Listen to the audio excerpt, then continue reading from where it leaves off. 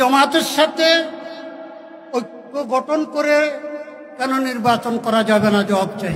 উলামায়ে কেরামের ঐক্য বিনষ্ট করার চেষ্টা যারা করবে তারা সাবধান। আমরা জামাতের সাথে আমাদের ঐক্য এক গ্লাসে দুধ আর চিনি না। কি গ্লাস ভিন্ন? আমাদের গ্লাস ভিন্ন, তাদের গ্লাস ভিন্ন। জামাতে ইসলাম নামটাই তাদেরকে বাধ্য করবে ইসলামের পক্ষে থাকার জন্য, ইসলামের পক্ষে কাজ করার জন্য। জনগণের সামনে ৫৪ বছর পরে একটা ইমতিহান আসছে। আমি কোরআন পাঠাইছি, কোরআন কোরআন কোরআন আমি পাঠাইছি। আমার কোরআন মতো দেশ কেন চালাও নাই? কেন দেশ চালানোর কথা বলো নাই? কেন কোরআনের পক্ষে ভোট দাও নাই? ওয়াজ ভালো করে বুঝলেন। কিয়ামতের ময়দানে বলতে পারবেন না যে আমাদেরকে এইভাবে কেউ বলে নাই। এখন আর মন্দের ভালো তালাশ করা লাগবে না, এখন ভালো তালাশ করতে হবে। এইবার ইনশাআল্লাহ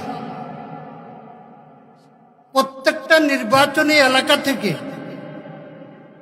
ইসলামের পক্ষে একজন লোক প্রার্থী থাকবে। এর ব্যতিক্রম যারা করবে তাদের খবর নিয়ে ছাড়বে। পাগড়িওয়ালা হোক আর জুব্বাওয়ালা হোক, পাগড়িওয়ালা হোক আর জুব্বাওয়ালা হোক, এর বিপক্ষে যারা যাবে। এত বছর পরে এখন জামাতের সাথে ঐক্য করা যাবে না? এত বছর জামাতের বিরুদ্ধে কোনো কথা বলো নাই। আমার প্রশ্ন, এই জামাত বিএনপির সাথে ছিল না? তো বিএনপির সাথে হেফাজত একত্রে ছিল না? শাপলা চত্বরে আসার তো কোনো প্রোগ্রাম ছিল না, কিভাবে আসলো? সাবধান, উলামায়ে কেরামের ঐক্য বিনষ্ট করার চেষ্টা যারা করবে তারা সাবধান। আমরা জামাতের সাথে আমাদের ঐক্য এক গ্লাসে দুধ আর চিনি না। কি গ্লাস ভিন্ন? আমাদের গ্লাস ভিন্ন, তাদের গ্লাস ভিন্ন। জামাতে ইসলাম নামটাই তাদেরকে বাধ্য করবে ইসলামের পক্ষে থাকার জন্য, ইসলামের পক্ষে কাজ করার জন্য। এই কথা ঠিক কিনা? কারণ জামাতে ইসলাম তাদের এই নাম তাদেরকে বাধ্য করবে ইসলামের পক্ষে কথা বলতে, ইসলামী আইন পাশ করতে, ইসলামের পক্ষে থাকতে। এখন জামাতে ইসলামের সাথে ঐক্য করা যাবে না। আসো কোরআন ও হাদিসের দলিল নিয়ে। এতদিন পরে সাংবাদিক সম্মেলন করে আমাদের বয়স্ক মুরব্বীকে ব্যবহার করতেছ। হযরত হাফিজ হুজুর রহমতুল্লাহ আলাইহিকে ব্যবহার করা হয়েছিল, হযরত আহমদ শফি রহমতুল্লাহ আলাইহিকে ব্যবহার করা হয়েছিল। মঞ্চে ওনাকে উপস্থিত রেখে কওমি জননী উপাধি দাও। এখন আরেক মুরব্বী আছে আমাদের বাঘনগরী সাহেব, ওনাকেও ব্যবহার করতেছ। সাবধান, সাবধান, কিন্তু সাবধান, সাবধান। আমাদের মুরব্বীরা সহজ। উলামায়ে কেরামের দৃষ্টি আকর্ষণ করতেছি। হুজুর সাল্লাল্লাহু আলাইহি সাল্লাম বলছেন, মান সাল্লা সালাতানা। উলামায়ে কেরাম দৃষ্টি আকর্ষণ করতেছি, মান সাল্লা সালাতানা, যে ব্যক্তি আমাদের নামাজ পড়ে,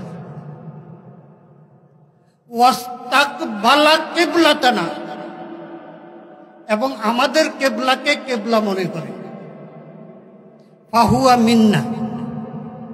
হাদিসের অর্থ হলো, যে ব্যক্তি আমাদের নামাজ পড়ে, আমাদের কেবলাকে কেবলা মনে করে, সে আমাদের লোক। কার কথা? জামাত নামাজ পড়ে, কার নামাজ পড়ে? কি পূর্ব দিকে ফিরে পড়ে না উত্তর দক্ষিণে? জামাত নামাজ পড়ে না জামাতের কর্মীরা? বরং তাদের আইন এমন কঠোরও আছে একজন রুকুন কত ওয়াক্ত নামাজ কাজা করলে তার রুকুনিয়ত থাকবে না।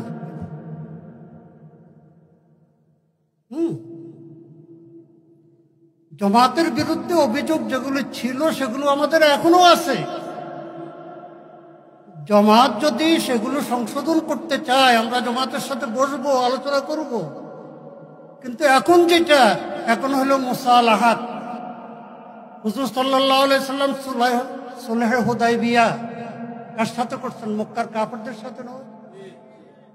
মদিনাতে মদিনা সনদ, সেখানে সন্ধি মদিনার ইহুদিদের সাথে করেন নাই। তাহলে জামাতের সাথে ঐক্য গঠন করে কেন নির্বাচন করা যাবে না? জবাব চাই। কি আমি এতটুকু বললাম ইখতিলাফ সম্পর্কে।